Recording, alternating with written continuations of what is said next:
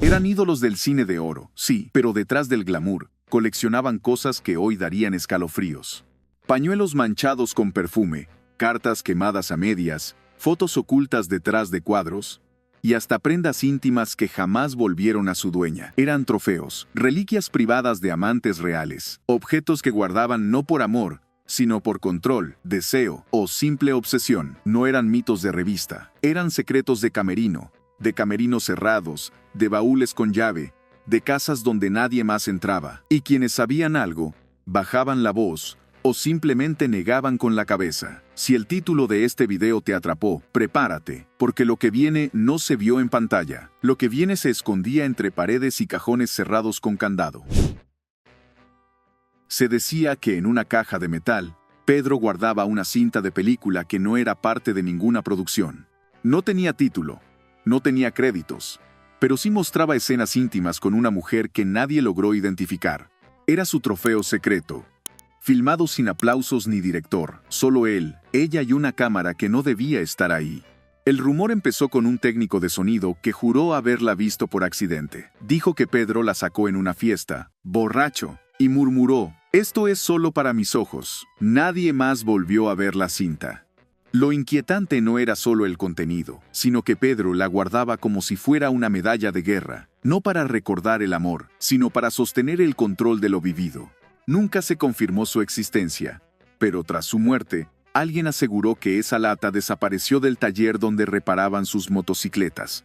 Nadie preguntó, nadie la buscó, porque, en el fondo, todos sabían que, si aparecía, lo que mostraría no era un recuerdo, era una puerta que nunca debió abrirse. Entre sus joyas, sus retratos y sus frases afiladas, María Félix escondía cofres personales que nunca mostraba a nadie. Adentro, según varias personas de su servicio, había objetos rotos que no tenían valor económico, pero sí simbólico: dedales, broches, botones sueltos, pequeños fragmentos de hombres que ya no estaban. Los guardaba como quien guarda dientes de león secos, dijo una ex empleada que terminó despedida por preguntar demasiado. Cada objeto iba etiquetado con iniciales y una fecha. Algunos estaban partidos, otros quemados en una esquina. Eran piezas de historias pasadas que María no quería soltar. No eran recuerdos, eran advertencias. Y si alguien preguntaba por ellos, la doña cambiaba el tema con una sonrisa cortante. Para ella, esos cofres eran su archivo emocional, su museo privado de despedidas. Lo inquietante no era lo que guardaba, sino que lo hacía con orgullo, como si cada fragmento fuera una batalla ganada.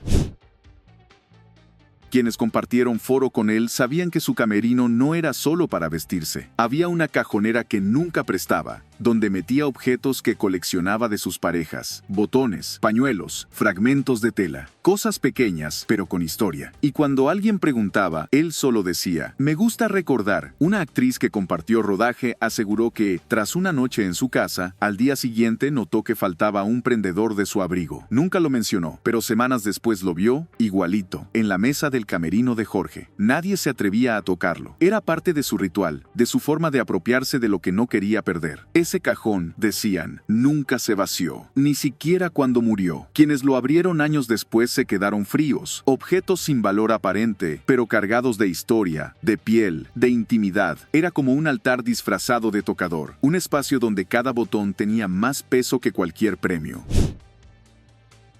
Se decía que Silvia tenía un mueble de madera cerrado con candado. Dentro no guardaba joyas ni guiones, sino botellas vacías, pero no eran comunes. Cada botella tenía adentro una carta enrollada, sin nombre ni destinatario.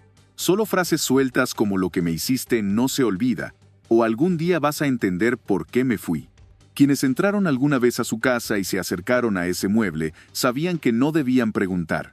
Silvia decía que eran cosas del pasado, pero con tono seco. Lo perturbador no eran las cartas en sí, sino el hecho de que estuvieran selladas en vidrio, como si fueran mensajes para náufragos del corazón. Y ella, la única sobreviviente de esas tormentas. Cada botella era un recuerdo encapsulado, una historia sin respuesta. Nunca dijo cuántas tenía ni de quién eran, pero si alguien lo insinuaba, ella respondía con una sonrisa que cortaba el aire. Lo que no se dijo, se encierra. Y ese mueble sigue cerrado, intacto, como un archivo sentimental que nadie se atreve a abrir. Arturo era impecable en el set, pero fuera del foro tenía rituales que daban frío. Se decía que recortaba las cartas de sus amantes y las quemaba en un cenicero negro, grande, que siempre estaba sobre su escritorio. Pero no quemaba todo, guardaba los pedazos que le dolían más. Frases sueltas, palabras malditas. Una actriz dijo que, después de una ruptura tensa, recibió una carta de vuelta, pero no completa. Solo venía la parte en la que ella decía, te pertenezco, el resto, quemado. Como si Arturo decidiera qué quedaba y qué se borraba de la historia. Jugaba con la memoria como quien edita una película a su favor. El cenicero se llenaba y vaciaba en silencio. Nadie más lo tocaba. Era su altar al dolor selectivo. Su manera de archivar lo que lo marcaba sin cargarlo completo. Quemaba para olvidar, sí, pero también para recordar lo que más dolía. Así mantenía el control, incluso cuando ya no quedaba nada. Después del escándalo con Abel Salazar, Rosita cambió. Ya no era la mujer brillante de la portada, sino una presencia más fría, más cuidadosa. Y empezó a coleccionar cosas raras.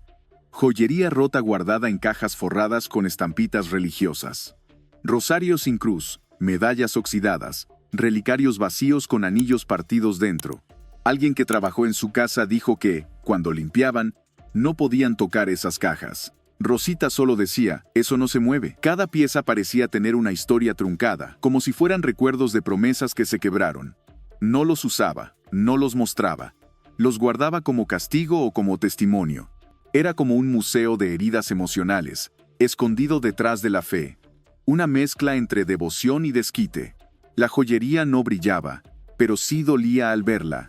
Era el recuerdo tangible de que no todo lo que brilla termina bien, y en su silencio, Rosita nunca necesitó contarlo. Las cajas hablaban solas. Pedro Armendáriz tenía una maleta que siempre viajaba con él, pero no por necesidad de ropa o guiones. Era una maleta vieja, de cuero desgastado, con candado.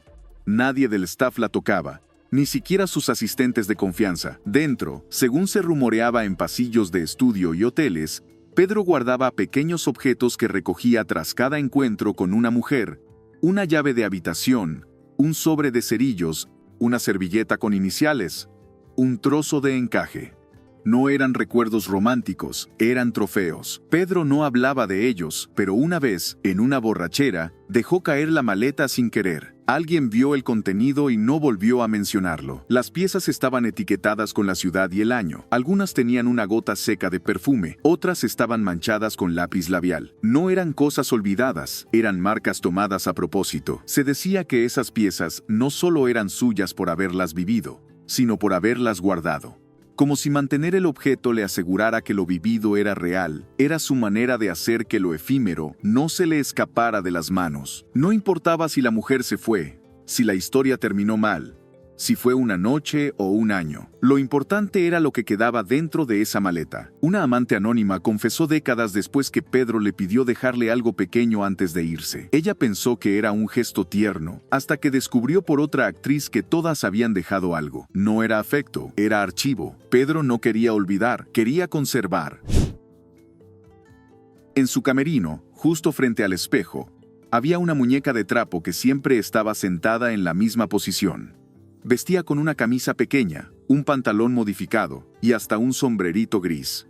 No era una decoración común. Esa ropa, según quienes la conocieron, perteneció a uno de sus ex amantes, un director, alguien que la marcó más de lo que quiso admitir en entrevistas. No hablaba de la muñeca. Si alguien la miraba demasiado, cambiaba de tema o salía de la habitación. Pero lo perturbador no era solo la presencia de ese objeto, sino el detalle con que lo mantenía. Lo peinaba, lo sacudía, lo acomodaba antes de cada filmación. Era como un ritual privado, como si al cuidar ese muñeco, estuviera sosteniendo algo que ya no tenía con vida propia. Una actriz joven, que compartió camerino una vez, dijo que la muñeca tenía algo raro. No solo la ropa, sino una pequeña medalla en el cuello, de esas que se entregan en bautizos. Columba, al notar que la miraba, le dijo, «Aquí nadie me deja sin dejar algo primero». Fue la única explicación que dio. No hizo falta más. Con los años, la muñeca se quedó. Siguió ahí, incluso cuando ya no rodaba películas. Los empleados sabían que no podían moverla. Era intocable, inquietante, una especie de reliquia personal que no decía nombres, pero gritaba historia. Porque a veces, lo que se guarda no es para recordar, es para no soltar. Tin Tan era conocido por su humor, su carisma, su ritmo, pero detrás del personaje había un lado que pocos conocieron. En su estudio privado tenía una caja de madera antigua, forrada con terciopelo rojo por dentro. No contenía cintas ni guiones, estaba llena de polaroids, fotografías instantáneas, tomadas en cuartos de hotel, en baños con luz baja, en sillones con fondo de espejo. Las imágenes no eran artísticas, no eran recuerdos románticos, eran encuentros, capturados en medio de la acción, sin filtros ni poses. Los rostros de las mujeres rara vez salían completos. A veces era solo una espalda, un torso, una pierna, lo justo para recordar, sin mostrar. Tin Tan nunca hablaba de esas fotos, pero una vez, en confianza, dijo: "Lo único que no se olvida es lo que se guarda sin nombre". Algunos amigos del medio supieron de la caja, pero por respeto o miedo, nunca la mencionaron. Una anécdota habla de una pareja que encontró una foto suya años después, en casa de un coleccionista. Nunca supo cómo llegó ahí. La foto estaba firmada con un número y una fecha, nada más, como si fuera parte de un archivo secreto. La caja desapareció tras su muerte. Algunos dicen que su hijo la quemó, otros, que está guardada en una colección privada. Pero lo que inquieta no es su paradero, es el hecho de que existiera. Porque Tin Tan, el rey del relajo, también sabía guardar sus demonios en silencio. Y lo hacía con la precisión de un archivista del deseo. Dolores del Río tenía elegancia hasta para ocultar lo que dolía. No necesitaba decir que a alguien le gustaba, ni admitir que le habían roto el alma. Pero en su camerino había una caja con llave, donde guardaba lo que nunca dijo. Adentro, pañuelos usados, algunos con perfume aún marcado, otros con manchas de lápiz labial ajeno, y notas, muchas notas, firmadas con iniciales, con frases que no eran de libreto. Una maquillista que trabajó con ella por años, juró haber leído una nota donde un hombre escribía: "Te pienso cuando no debo". No decía quién, pero el papel tenía dobleces marcados y estaba guardado entre dos pañuelos. Dolores los doblaba y los acomodaba por color. Era su archivo personal, su forma de guardar historias sin darles espacio en voz alta. Los pañuelos no eran cualquier tela, algunos eran de seda, otros bordados, pero todos venían de alguien. No eran regalos, eran restos. Restos de citas, de noches, de cartas que no llegaron a destino. Y ella, sin decir una palabra, los conservaba como si al tenerlos pudiera atrapar lo que se había ido. Nunca habló de esa caja, pero cuando la abría, su cara cambiaba. Con los años, nadie más volvió a verla abrirla. Cuando se fue de este mundo, esa caja fue lo último que tocaron en su casa, y al hacerlo, entendieron que cada pañuelo tenía un peso distinto. No por su material, sino por lo que decía sin hablar. Porque lo más fuerte que guardó Dolores, nunca lo dijo en pantalla. Cada objeto guardado tenía dueño, historia y cicatriz. No lo hacían por nostalgia, lo hacían por control, como si retener un botón, una nota o una foto bastara para seguir mandando incluso cuando el otro ya se había ido. Algunos lo llamaban colección, otros obsesión. ¿Tú qué crees? ¿Guardar algo de un amante es amor, venganza o locura? Suscríbete si quieres más historias que nunca se contaron frente a las cámaras, pero que vivieron encerradas en cajones, cofres y cajas que nadie se atrevía a abrir.